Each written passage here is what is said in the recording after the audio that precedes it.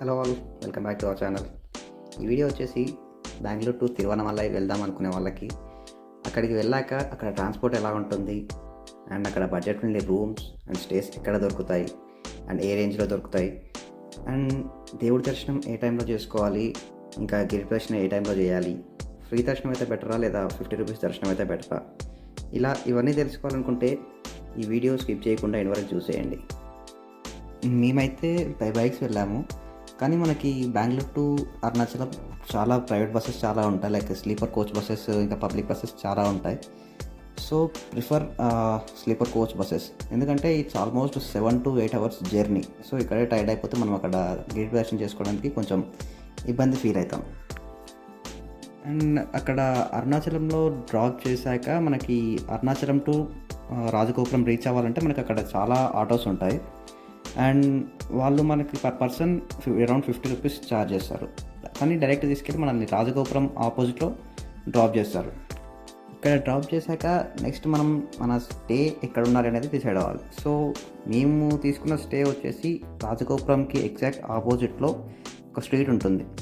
ఈ స్ట్రీట్లో స్ట్రైట్గా ఒక 2 మొత్తం ఆల్మోస్ట్ అన్ని హోటల్స్ అండ్ స్టేసే ఉంటాయి. అండ్ మేము తీసుకున్నది వచ్చేసి సేవామడం అనే ఒక స్టే తీసుకున్నాం. అండ్ ఇది చాలా క్లీన్ అండ్ నీట్గా ఉంటుంది, ఫ్యామిలీస్ కూడా చాలా యూజ్ అవుతుంది. ఇట్స్ ఆల్మోస్ట్ 200 మీటర్స్ రాజగోపురం నుంచి ఎగ్జాక్ట్ 200 to 300 మీటర్స్లో ఉంటుంది ఇది. అండ్ ఇక్కడ పర్ పర్సన్ వచ్చేసి 250 రూపీస్ ఛార్జ్ చేస్తారు. మేమైతే అరౌండ్ 6:30కి మేము దేవుడి దర్శనానికి స్టార్ట్ అయిపోయాము. అండ్ ఇక్కడ అందరికీ కన్ఫ్యూజన్ ఉంటుంది, ఏమంటే ఫస్ట్ దర్శనం చేసుకోవాలా లేదా గిరి ప్రదక్షిణ చేయాలా అని చెప్పి. కానీ మీరు మీ ప్రిఫరెన్స్ బట్టి, లైక్ మీ టైమింగ్స్ బట్టి మీరు డిసైడ్ అవ్వచ్చు, ఏది చేసుకున్నా పర్లేదు. సో మేమైతే ఫ్రెష్ అయిపోయి ఆల్మోస్ట్ 7 o'clockకి మేమైతే ఫస్ట్ దేవుడి దర్శనానికి అయితే వెళ్ళాము. అండ్ గుడి లోపలికి ఎంట్రీ వచ్చేసి ఈ రాజగోపురం నుంచి రైట్ సైడ్ నుంచి ఉంటుంది ఎంట్రీ. సో ఎంట్రీ అవ్వగానే మనకి ఫస్ట్ లెఫ్ట్ సైడ్ వచ్చేసి ఫ్రీ దర్శనం ఉంటుంది, అండ్ రైట్ సైడ్ వచ్చేసి 50 రూపీస్ దర్శనం ఉంటుంది. సో మేమైతే ఫ్రీ దర్శనం తీసుకున్నాం, బట్ మీరైతే 50 రూపీస్ దర్శనం తీసుకోండి, ఎందుకంటే మాకు ఫ్రీ దర్శనంలో ఆల్మోస్ట్ 3 to 4 hours పట్టింది. ఎందుకంటే ఇక్కడ చాలా స్లోగా కదులుతుంది లైన్. సో మీరు ఇక్కడే ఆల్మోస్ట్ మీ ఎనర్జీ మొత్తం లాస్ అయిపోతే తర్వాత గిరి ప్రదక్షిణ చేయడానికి చాలా ఇబ్బంది పడాల్సి వస్తుంది. సో ప్రిఫర్ 50 రూపీస్ దర్శనం, అది కొంచెం 1 hour 1.5 hourలో అయిపోతుంది.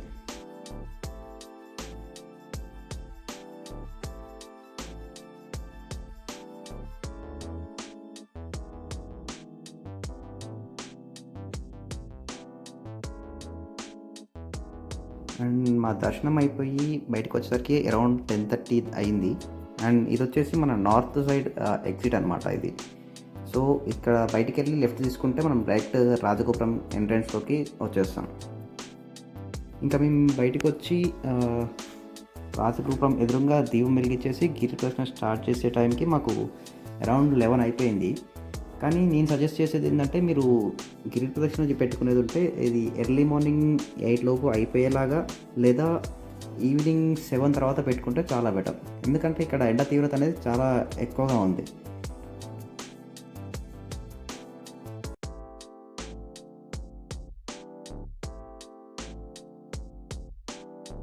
సో ఇక్కడ వచ్చేసి మొత్తం గిరి చుట్టూ 8 లింగాలు ఉంటాయి.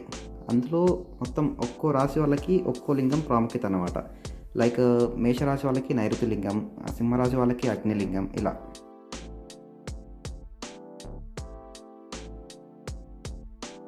తిరువన్నామలై అనేది శివుడి యొక్క 5 నివాసాలలో ఒకటి.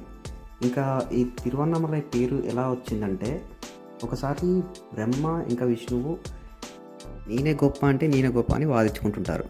అదే టైంలో పరమశివుడు ఒక పెద్ద కాంతి స్తంభం రూపంలో ప్రత్యక్షమవుతాడు అక్కడ.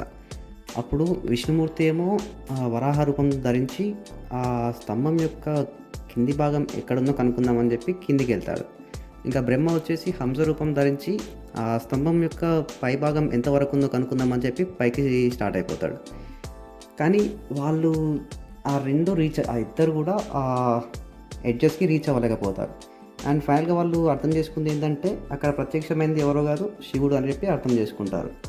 సో ఇక్కడ తిరువన్నామలై అంటే ఏంటంటే, తిరు అంటే ఒక పెద్ద చాలా పవిత్రమైనటువంటిది, అండ్ అన్న అంటే తమిళంలో చేరుకోలేనటువంటిది, అండ్ ఇంకా మలై అంటే కొండ అని. ఇంకా తిరువన్నామలైకి ఇంకో పేరు ఉంది, అదే అరుణాచలం. సో సంస్కృతంలో అరుణ అంటే ఎర్రని, అచల అంటే కొండ. సో అరుణాచలం అంటే ఎర్రని అగ్నిస్తంభం నుంచి వచ్చిన కొండ అని. సో అదే మన అరుణాచలం కొండ.